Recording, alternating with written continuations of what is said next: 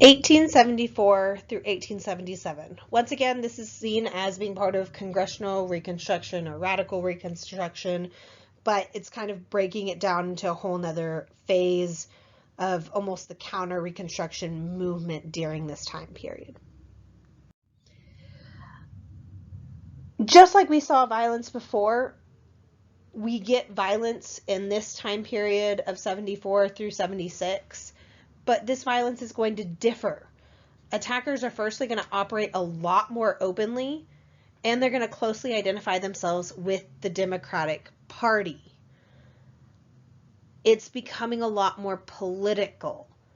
For instance, a lot of the violence seen at this time in the South is going to be that, white people would just happen to visit, in quotes, black neighborhoods to discourage black people from voting. So it's no surprise that Democrats are going to sweep victory across the South in 1874's elections. This really was a successful appeal to white supremacy, and it really did inspire massive white turnout to unseat Republicans in states like Virginia, Florida, and Arkansas. And in fact, Texas had already become Democratically run in 1873. Really, only South Carolina, Mississippi, and Louisiana that have particularly large black populations are going to survive this entire debacle and still remain under the control of Republicans for the time. The thing is, terror is even going to overwhelm these states. An example of this is in Louisiana. The military organization known as the White League would go on to challenge the state's Republican government. They, in fact, tried to stage a coup to overthrow the government of New Orleans, and it was only stopped with the help of federal troops. But this just inspired White Leaguers to redouble their efforts in the future. Just like before, when there was violence, there is a federal response, but in this case, it's really rather weak. Congress is going to respond with the Civil Rights Act of 1875. This prohibited discrimination against black people in any public accommodations. It also guaranteed freedmen's rights to serve on juries. Notice it says nothing about voting rights, because technically voting rights for black Americans was supposed to be protected already in the 15th Amendment. The thing is, the Civil Rights Act of 1875 was really weak because it was basically enforced only through individual grievances in federal courts in the South. So basically, black people had to test it, and they almost always got turned away, and if they did take it to a court of law, judges generally interpreted the law narrowly, or they would declare it unconstitutional. And in fact, the United States Supreme Court would end up agreeing with this and actually overturn the Civil Rights Act of 1875 in a court case in 1883. Which really brings us up to what ends Reconstruction, the Compromise of 1877. The thing is, Reconstruction is going to officially end with the election of 1876 and the compromise that comes out of it. With the scandals of Grant's administration, all of the Northern weariness with trying to control Southern Republican governments, and combining this with a persistent economic depression, this worked in the Democrats' favor when it came to this presidential election of 1876. The Democratic candidate Tilden is going to have a majority of the popular vote, but he needed 185 electoral college to win the presidential election, and he had 184. The thing is, there were 3 southern states that were disputed in this election. You can see those here: South Carolina, Louisiana, and Florida. The Republican candidate, Rutherford B. Hayes, they're going to end up announcing with the Compromise of 1877 that he will win this election, actually. As long as he, the way that he wins is that basically he is going to gain the remaining Southern Republican contested electoral votes. And in return for becoming the next president, he promises to remove federal support from the remaining Southern Republican governments, which, quite frankly, Hayes probably would have done anyway. So it's in this way that the Republican Party wins, kind of quote there, the office of the presidency in 1876. Well, 1877 is when they finalized that compromise. This compromise really is going to signal a reversal to all the civil rights and voting rights for Black Southerners. In fact, if you look at the entirety of the Reconstruction era, there had been these two great issues confronting the nation at the end of the Civil War: reunion and freedom. And really, as much as the South had lost the Civil War, they won when it came to Reconstruction.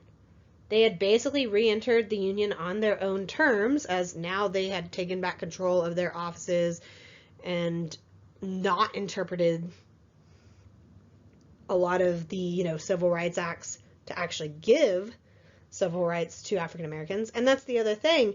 When it came to freedom, they had the freedom to pursue their racial agenda that was consistent with their political, economic, and social interests. Meaning that African Americans may have been free and that they weren't enslaved anymore, but they didn't have true freedom.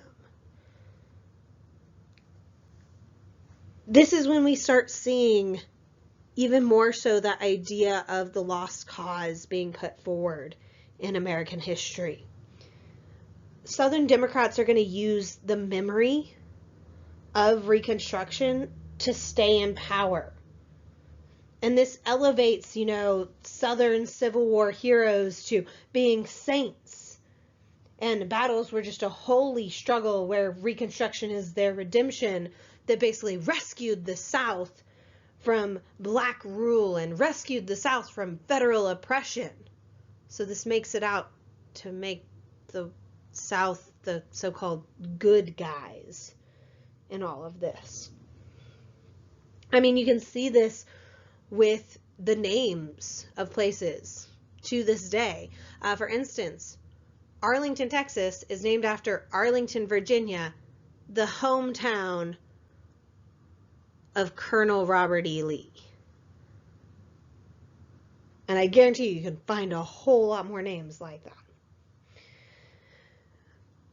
By the early 1900s, professional historians, even at the nation's finest institutions, are basically concurring with this view and concurring with the lost cause history.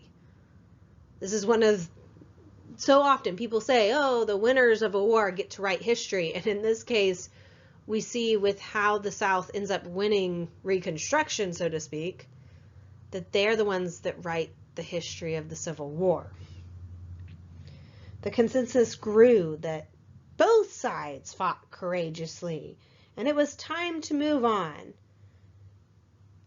And now the South was basically free to work out its own resolution when it comes to race relations. America was healed, but justice was not necessarily had, because this entire view basically ignores all the contrary evidence and renders the story of African Americans invisible. Looking at the end of Reconstruction, Southern Black people were really frustrated. Yes, they were better off in 1877 than they had been in 1865, but this is still a limited freedom. Yes, there had been some advances in the decade after the Civil War for Black people, but very little of it was owed to Reconstruction. They only had modest economic successes during the Reconstruction era. And in fact, by the time Reconstruction is over, the majority of Black people in the South were landless agricultural laborers just eking out a meager income that oftentimes was snatched up to cover like debts by merchants and landlords.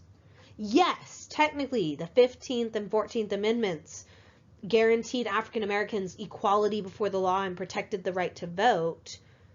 But really, these amendments just elevated the federal government over the states more than anything else. And African Americans aren't going to accrue the benefits of the 14th and 15th Amendment until well into the 20th century.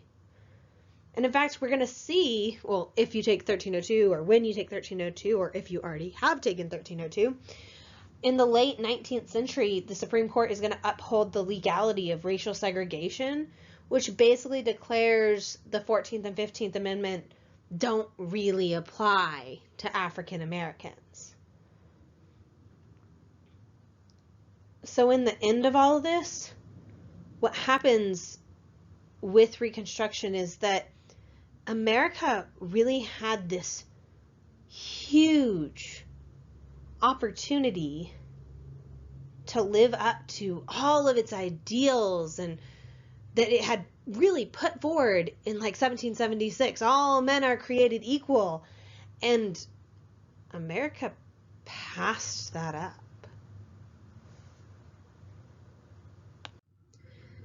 I have a few questions about Reconstruction for you to answer. So looking back over all of the Reconstruction videos. One of these is, what is the best part of Reconstruction and what is the worst part? And then I want you also to think, how does the Civil War and or Reconstruction affect us today?